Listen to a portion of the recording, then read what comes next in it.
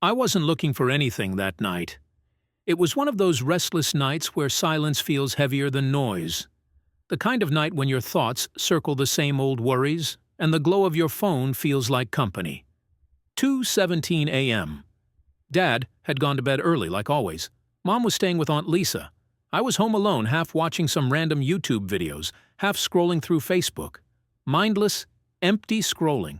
And then, there it was, a post, a birthday post. Happy 15th birthday to our amazing son, Daniel. You make us so proud. Love, Mom and Dad.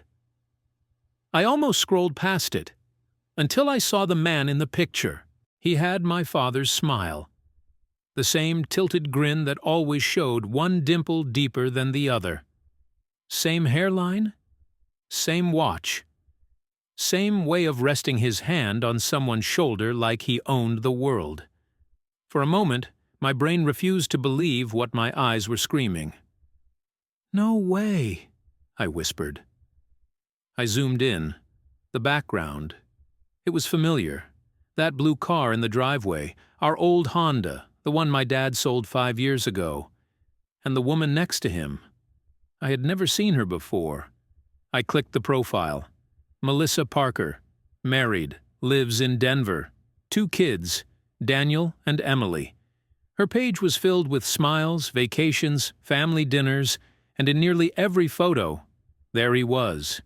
My dad, cooking, laughing, holding a baby, kissing her forehead. The captions made my stomach twist. Grateful for another year with the best husband in the world. Family means everything. My rock. I couldn't breathe. It was like someone had opened a window inside my chest and let all the air out. I didn't sleep that night. I kept scrolling, screenshotting, zooming in.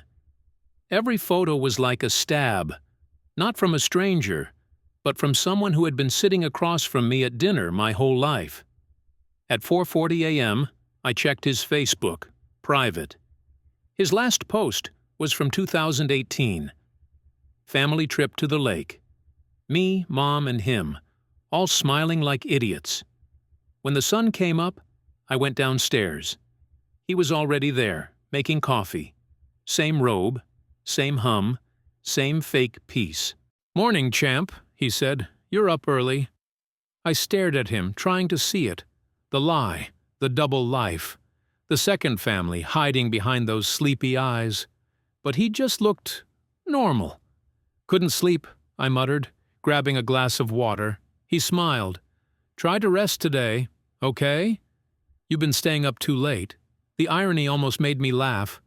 For the next few days, I acted normal, or at least I tried. I went to work, came home, answered his questions with one-word replies. But every time I looked at him, I saw their faces.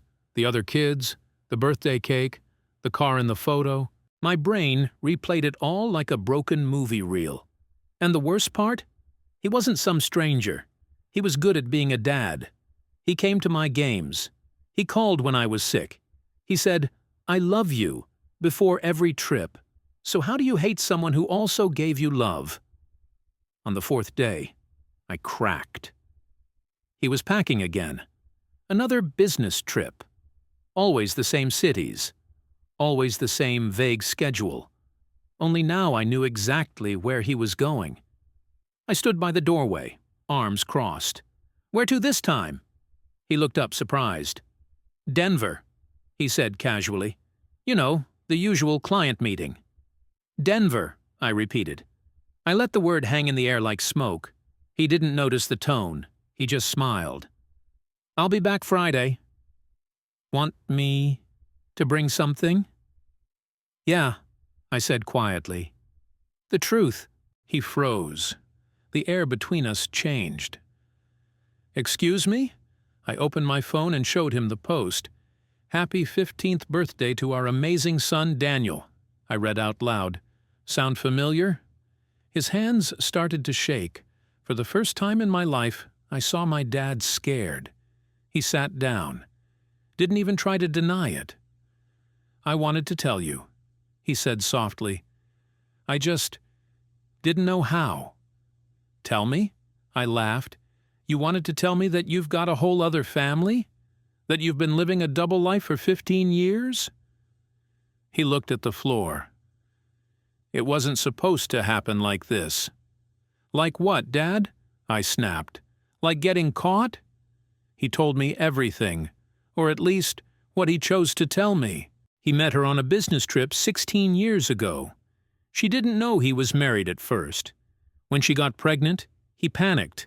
He said he wanted to do the right thing. He promised her he'd be there. And he was. For her. For them. Every other week. Every business trip, 2 birthdays. 2 lives. One man pretending to be 2 people. I love both families, he said, voice trembling. I never meant to hurt anyone. That line will haunt me until I die. Because what does that even mean? Loving 2 families? Love isn't supposed to be divisible. It's supposed to be everything, or nothing. I walked out before I said something I couldn't take back. Mom found out 2 weeks later. She didn't scream. She didn't cry. She just sat there, staring at the photos I showed her. Then she whispered, "I knew." I froze. What? I knew something was wrong, she said. The late nights, the calls outside, the perfume that wasn't mine. But I didn't want to believe it. She left that night, didn't even take the wedding photo off the wall, just packed a suitcase, and drove away.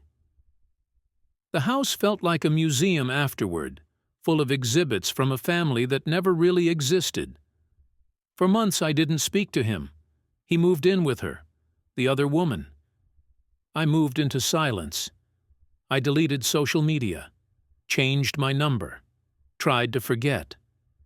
But forgetting doesn't work when the person you're trying to erase built half your memories. Sometimes I'd catch myself making coffee the same way he did, or humming that stupid tune. And then I'd stop.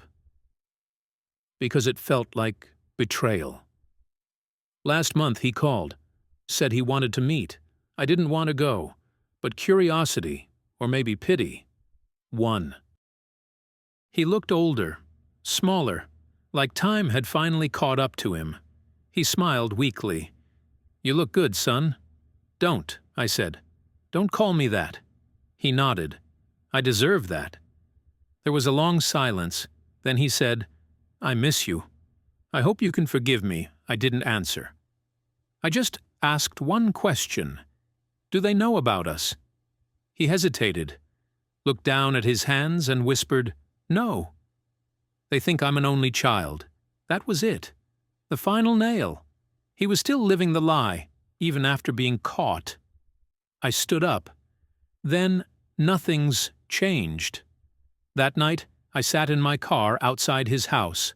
Their house, lights on, laughter inside.